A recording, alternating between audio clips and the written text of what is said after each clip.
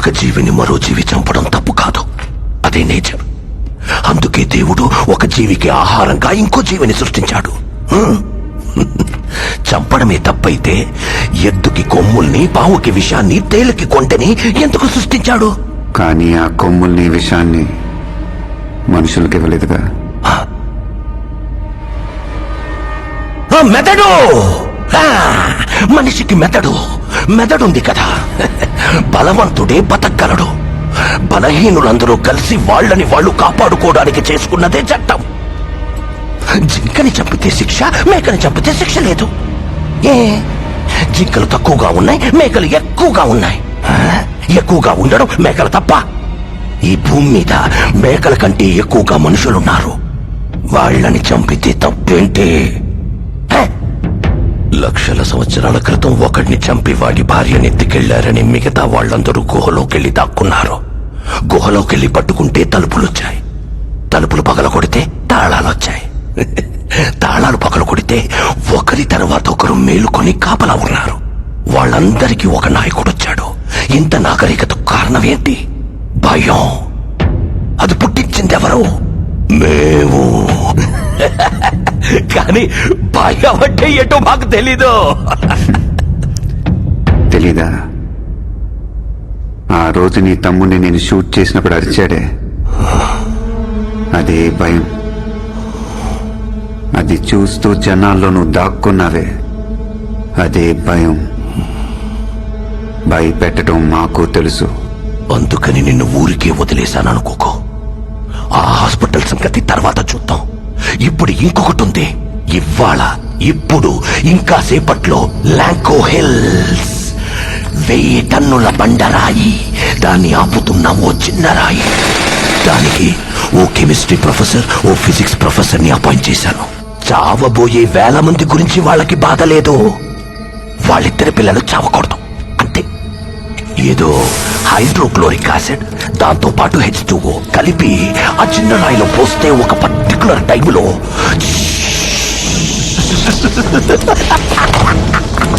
ఆ చిన్న రాయి పొడి పొడి అయిపోతుంది. అందువల్ల సపోర్ట్ లేకుండా ఉన్న పెద్ద రాయి ఏమవుతుంది? డమ్ము డమ్ము డమ్ము డమ్ డమ్ డమ్ డమ్ 30 అడుగుల బండ, 6 అడుగుల మనుషుల్ని హిందూ, ముస్లిం, క్రిస్టియన్, చిన్న పెద్ద జాతి మతం తేలితే 1 o'clock నువ్వు రాలేదా? ఇంకా 20 minutes టైం ఉంది.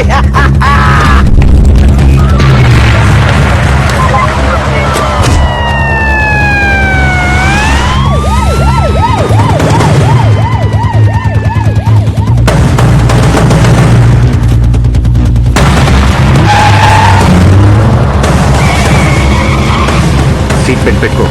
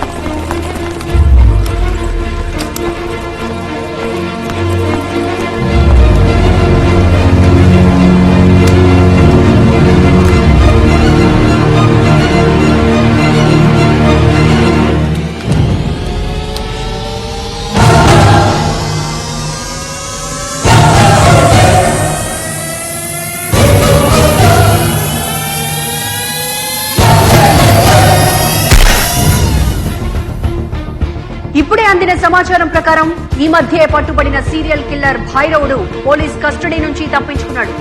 ఆ సమయంలో అడ్డొచ్చిన 6 పోలీసుల్ని హతమార్చాడు. మాకొచ్చిన సమాచారం ప్రకారం భైరవుడి నెక్స్ట్ టార్గెట్ సిటీలో ఒక పెద్ద హాస్పిటల్ అని తెలుస్తోంది. ఆ హాస్పిటల్లో ఉన్న పేషెంట్స్ కు పెద్ద ఎత్తున ప్రాణాపాయం ఉండొచ్చని భావిస్తున్నారు. ఇప్పటికే సిటీలో ఉన్న అన్ని హాస్పిటల్స్ వద్ద భారీ బందోబస్తు ఏర్పాట్లు చేయడం జరిగింది. ఈ సంఘటనను నియంత్రించడానికి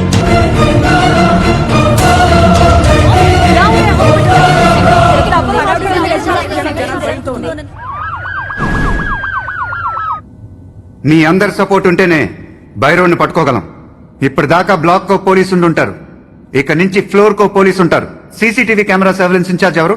నేనే సార్. రికార్డ్ మోడ్ లో పెట్టి వెళ్ళిపోకూడదు సార్. రికార్డ్ అయ్యేది లైవ్ లో వాచ్ చేయాలి. Okay sir. ఎవరి మీద డౌట్ వస్తే ఇమీడియట్ గా ఫ్లోర్ పోలీస్ కి వాకీలో ఇన్ఫార్మ్ చేయాలి. ఓకే.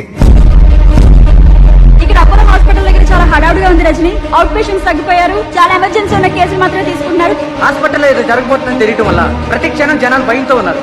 ఈ సంఘటన జరగకముందే పోలీసులను అరెస్ట్ చేయాలని ప్రజలు కోరుతున్నారు. ప్రజలు ఎటువంటి భయాందోళనలకు గురి కావద్దని, ఎలాంటి వదంతులు నమ్మవద్దని సిటీలోని అన్ని హాస్పిటల్స్ వద్ద కావలసినంత బందోబస్తు ఏర్పాటు చేయడం జరిగిందని city commissioner Kumar Ganapathi media ద్వారా ప్రజలకు తెలియజేశారు. హాస్పిటల్ పరిసర ప్రాంతాల్లో హలో, హాయ్. నీకు అసలు గుర్తుందా? చదువుకున్న అమ్మాయి కదా, కొంచెం ఉన్న కామన్ సెన్స్ లేదు. ఇప్పుడేంటి, నీ ఫ్రెండ్ ఇంటికి ఉంది, ఇది తప్ప ఇంకేం తెలీదా నీకు? నేను దానికోసం ఫోన్ చేయలేదు. ఈ రోజు ఒక హాస్పిటల్ కి హౌస్ సర్జన్ గా వెళ్ళాను. అక్కడ ఒక కాంపౌండర్ ఎవరినో బతిమాలతో ఏడుస్తున్నాడు.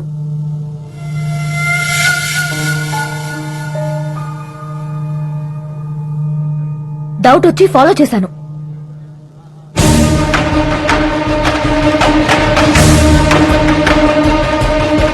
అతను అచ్చం భైరవుడు లాగే ఉన్నాడు. అది చెప్పడానికి నీకు కాల్ చేశాను, కానీ నువ్వు చాలా అసహ్యంగా మాట్లాడా. అది ఏ హాస్పిటల్?